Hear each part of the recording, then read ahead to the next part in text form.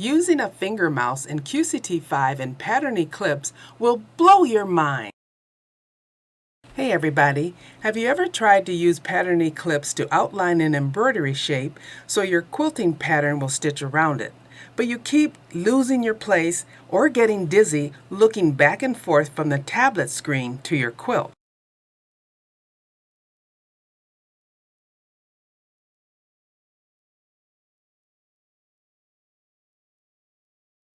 All right, so I have brought the finger mouse over and I have attached it to the handle on my long arm. So I like to turn my handle downwards so that the mouse can fit right on there. And you have a right and left button. The one I'm going to be working is going to be the left mouse button. Okay, so you can see my tablet and my machine. Yes? Okay, so I'm going to start QCT. Okay, that looks really good to me. Like I said, I want a dense pattern. And so I'm going to say sew in zones.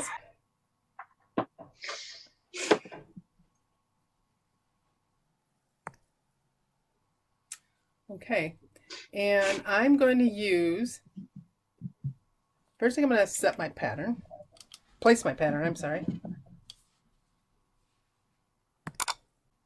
Okay, I'm doing this really on the fast. So I've placed my pattern. Now I'm going to go to plugins and I'm going to use pattern eClipse. I want to eclipse out because an area of my poodle, I don't want to stitch over his face. I have to position my needle because I'm going to trace the area of this poodle's head. So where I want to start is where I want to add my first point. Add my point. Now what I'm going to do is use my finger mouse to trace around my applique. You have to touch the screen at least once. Then it's going to follow the contours of my pattern, and I'm just touching the finger mouse, the left mouse button on the finger mouse. And I can click it as many times as I want to, as long as I follow my pattern.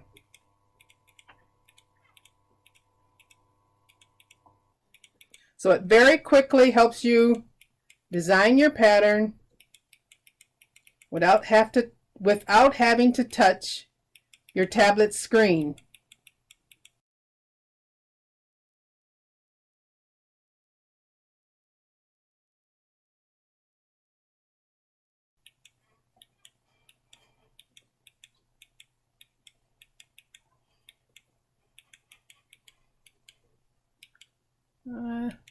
Yeah, I think I'm done.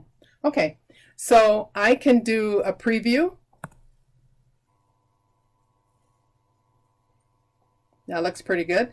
What I did do in this example is I'm outside of my quiltable space, which I didn't intend to do because these poodle heads will fit inside of my quiltable space, which that's okay. I'm going to say okay. So there it has eclipsed out the space that I don't want to stitch in. And again, because I went outside of my space here, that's why I have that jump stitch. Here are some examples of where I actually kept the poodle head within my safe area. First, I want to show you how to pair your finger mouse with your computer. On a Windows machine, go to Start, Settings,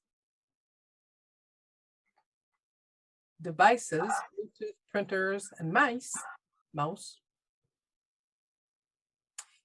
And you want to make sure Bluetooth is turned on because this is a Bluetooth mouse. And I said, I like using this because I don't have to use a USB dongle in order to give it power. It just has a battery that you replace, a AAA battery. So Bluetooth is turned on, and then I'm going to turn the finger mouse on, so it's got a little on-off switch. Turn it on, and then I'm going to say, find the device and pair with it. Click on Bluetooth. There it is, Bluetooth mouse. So click on that. It has now connected to my Bluetooth mouse. So I am done. So that's all you have to do essentially to pair the mouse with your device. If you found this video helpful, please like and subscribe to my YouTube channel.